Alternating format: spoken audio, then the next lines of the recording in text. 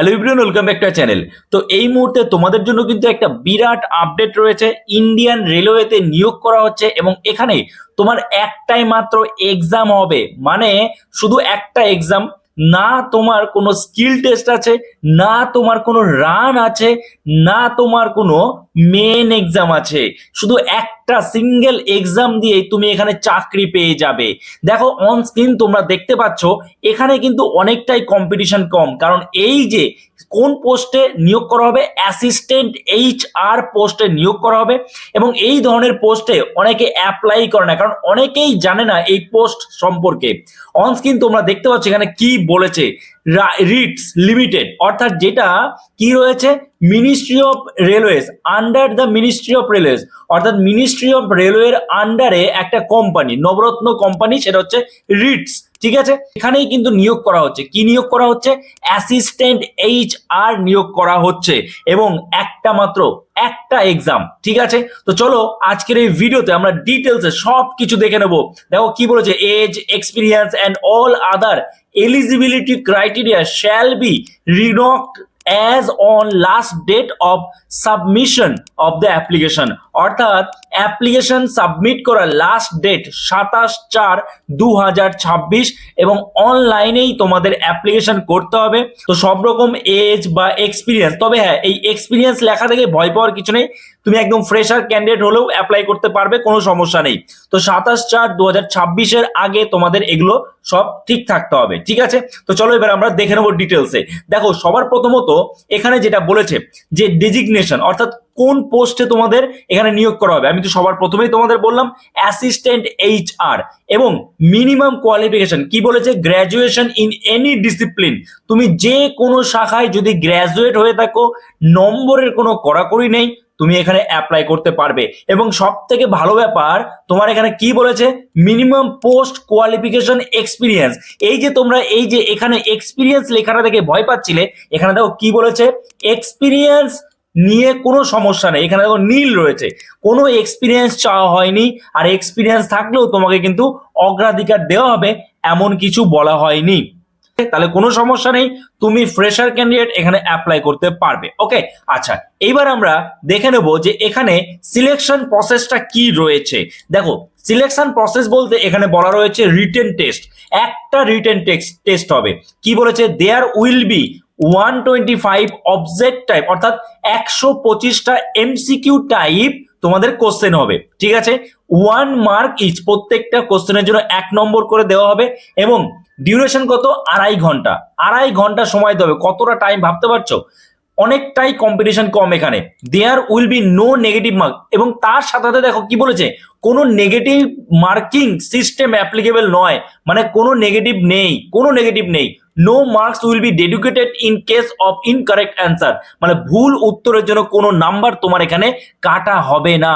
ঠিক আছে, আচ্ছা তারপরে দেখো বলছে এ minimum of 50% mark of UR, অর্থাৎ এখানে মিনিমাম একটা মার্কসের কথা বলা হয়েছে যে তুমি যদি UR বা EWS ক্যাটাগরির ক্যান্ডিডেট হও তাহলে তোমার 50% মার্ক তুলতে হবে এই রিটেন টেস্টে। 125-এর মধ্যে 50% তুলতে হবে।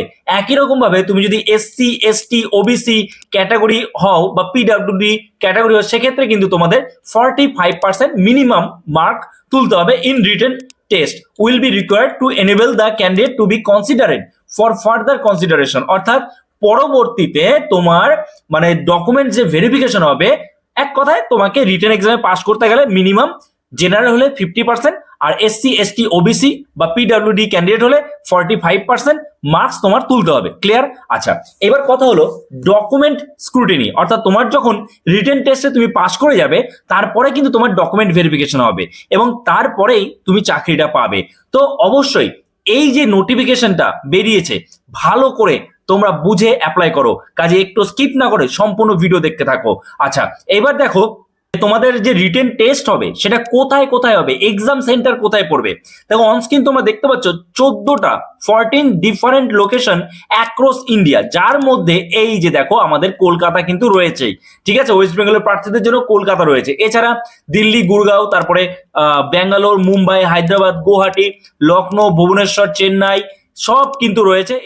14টা কিন্তু এক্সাম সেন্টার রয়েছে। তো ওয়েস্ট বেঙ্গল থেকে যারা দেখছো তাদের জন্য কিন্তু কলকাতা রয়েছে, কলকাতায় তোমরা এক্সাম দিতে পারবে, যে রিটেন টেস্টটা হবে। ঠিক আছে, তাহলে আর রিটেন টেস্ট নিয়ে ভয়ের কিছু নেই যে দূরে এক্সাম পড়বে, আমার দূরে গিয়ে এক্সাম দিতে হবে, এমন কোনো ব্যাপার নেই। ওকে, এবার দেখো সিলেবাস ফর রিটেন টেস্ট। এই যে রিটেন টেস্ট হবে তার সিলেবাস কি রয়েছে? প্রথমত টেস্ট অফ ইংলিশ, জেনারেল যে ইংলিশ হয়, বেসিক ইংলিশ, সেটা থাকবে। সাধারণত রেলওয়ের গ্রুপ ডি এক্সামে তোমাদের ইংলিশ তোমরা পাও না, কিন্তু এখানে তোমাদের ইংলিশ থাকছে। ঠিক আছে, জেনারেল ইংলিশ কি কি থাকবে ইংলিশে সেটাও দেখিয়ে দিচ্ছি। তারপরে দেখো অ্যারাউন্ড 40 কোশ্চেন, মানে প্রায় 40টা প্রশ্ন থাকবে ইংলিশের উপরে, যেখানে cloze test, reading comprehension, sporting errors, তারপর হচ্ছে সেন্টেন্স ইমপ্রুভমেন্ট, সেন্টেন্স কারেকশন, প্যারা জাম্বলস, ফিল ইন দ্য ব্ল্যাঙ্কস, প্যারা অথবা সেন্টেন্স কমপ্লিটেশন। তারপরে দেখো ডেটা অ্যানালাইসিস অ্যান্ড ইন্টারাপশন। কি বলেছে? Around 40 question. এর মধ্যে কি কি থাকছে, মানে তোমার ম্যাথ থেকে থাকছে আর কি। Number series, data interruption, simplification, তারপরে quadratic equation, data sufficiency, mensuration, তারপরে তোমার এখানে average, profit and loss, ratio, proportion, এগুলো তোমার যেরকম থাকে আর কি ম্যাথে। তারপরে এখানে রয়েছে দেখো test of reasoning and general awareness. এখানে প্রায় 45টা কোশ্চেন থাকবে, এবং এই রিজনিং থেকে কি কি থাকছে অন স্ক্রিন তোমরা দেখতে পাচ্ছ। সিটিং অ্যারেঞ্জমেন্ট, পাজেলস, এরকম ইনইকুয়ালিটিস, সিসলুইজম, তারপরে ইনপুট আউটপুট, ডেটা সাফিসিয়েন্সি। আমি একটু স্পিডে বলছি যাতে ভিডিওটা বেশি বড় না হয়, কারণ তোমরা এগুলো জানো, এগুলো সব পরীক্ষার জন্য বেসিক থাকে, মানে সব পরীক্ষাতেই কমন থাকে এই যে সিলেবাসগুলো তোমাদের বলছি। তো আমি একটু স্পিডে বলছি, ঠিক আছে? আচ্ছা, তারপরে দেখো বলছে হাউ টু অ্যাপ্লাই, কিভাবে অ্যাপ্লাই করতে হবে। আমি যদি ধীরে ধীরে বলি তাহলে কি হয়, ভিডিওটা অনেক বড় হয়, আমি চাই না তোমাদের সময় নষ্ট করতে। তো আমি একটু স্পিডে বলছি। হাউ টু অ্যাপ্লাই, কিভাবে তোমরা এখানে অ্যাপ্লাই করবে। এখানে তোমাদের অ্যাপ্লাই করতে হবে, এই যে ওয়েবসাইট দেখতে পাচ্ছ www.rits.com, RITES.com। আমি চিন্তা নেই তোমাদের, আমি ডেসক্রিপশনে লিঙ্ক দিয়ে দেবো। ঠিক আছে, আচ্ছা। তারপরে এবার এই যে তোমরা অ্যাপ্লাই করবে, এই অ্যাপ্লাই করার লাস্ট ডেট কবে, সেটা আমি তোমাদের এবার দেখিয়ে দিচ্ছি। এই যে তোমরা দেখতে পাচ্ছ ইম্পর্টেন্ট ডেটস, কি বলেছে? 19/3/2026 থেকে কিন্তু অলরেডি স্টার্ট হয়ে গেছে অ্যাপ্লাই করা। লাস্ট ডেট 27/4/2026, অর্থাৎ এপ্রিল মাসের 27 তারিখ অবধি তোমরা কিন্তু অ্যাপ্লাই করতে পারবে। আর বাকি তারপরে date of issuance of admit cards কবে ইস্যু হবে সেটা নোটিফাইড লেটার লেখা রয়েছে। রিটেন টেস্ট এগুলো কিন্তু সব পরবর্তীতে তোমাদের জানিয়ে দেওয়া হবে। তোমরা 27/4/2026 অবধি এখানে অ্যাপ্লাই করতে পারবে। আচ্ছা, এখানে তোমাদের স্যালারি কত দেওয়া হবে এবং এজ কত, এগুলো এবার আমরা দেখে নেব। দেখো অন স্ক্রিন তোমরা দেখতে পাচ্ছ এখানে পে স্কেল রয়েছে কত, 20,000 থেকে 66,000, এর মধ্যে তোমাদের স্যালারি হবে স্টার্টিং এই 20,000 থেকে 66,000। ঠিক আছে, এবং অ্যাপ্রক্সিমেট সিটিসি এখানে দেওয়া রয়েছে 8.16 লাখ। আচ্ছা, এখানে আরেকটা বিষয়, ফিজ, মানে তোমার এখানে অ্যাপ্লাই করার জন্য কত ফি দিতে হবে। তুমি যদি জেনারেল বা ওবিসি ক্যান্ডিডেট হও তাহলে তোমার ফিজ দিতে হবে 300 টাকা প্লাস ট্যাক্সেস অ্যাজ অ্যাপ্লিকেবল।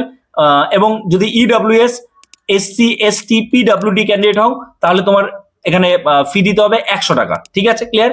আচ্ছা, এবার আমরা দেখে নেবো এখানে এজ কত লাগবে। দেখো অন স্ক্রিন তোমরা দেখতে পাচ্ছ এখানে কিন্তু এজ লাগবে 30 বছর। তুমি যদি জেনারেল ক্যান্ডিডেট হও তাহলে তোমার 30 বছরের এজ লাগবে, এবং সেটা 27/4/2026 অনুযায়ী তোমার 30 বছর বয়স হতে হবে ম্যাক্সিমাম এজ লিমিট। এবং যদি তুমি এসসি, এসটি, ওবিসি হও বা সরকারি নিয়ম অনুযায়ী তুমি যদি রিজার্ভ ক্যাটাগরির প্রার্থী হও সেক্ষেত্রে তোমরা বয়সে ছাড় পেয়ে যাবে। এসসি, এসটি হলে 5 বছর, ওবিসি হলে 3 বছরের বয়সে ছাড় পাচ্ছ। ওকে, আশা করছি তোমরা বুঝতে পেরেছো। এর যে অফিসিয়াল পিডিএফ, তো সেই অফিসিয়াল পিডিএফ তোমরা পেয়ে যাবে আমাদের টেলিগ্রাম চ্যানেলে, ডেসক্রিপশনে লিঙ্ক দেওয়া রয়েছে, তোমরা সেখানে ক্লিক করলেই অফিসিয়াল পিডিএফটা নিয়ে নিতে পারবে।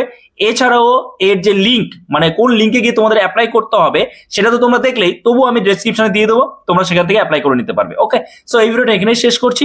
আশা করছি তোমরা সব বুঝতে পেরেছো। যদি কোনো রকম কনফিউশন থেকে এটা নিয়ে তোমরা কমেন্টস করতে পারো, নিশ্চয়ই তার রিপ্লাই দেবো। ওকে, তো চলো দেখা হচ্ছে নতুন কোনো ভিডিওতে। সবাই ভালো থেকো।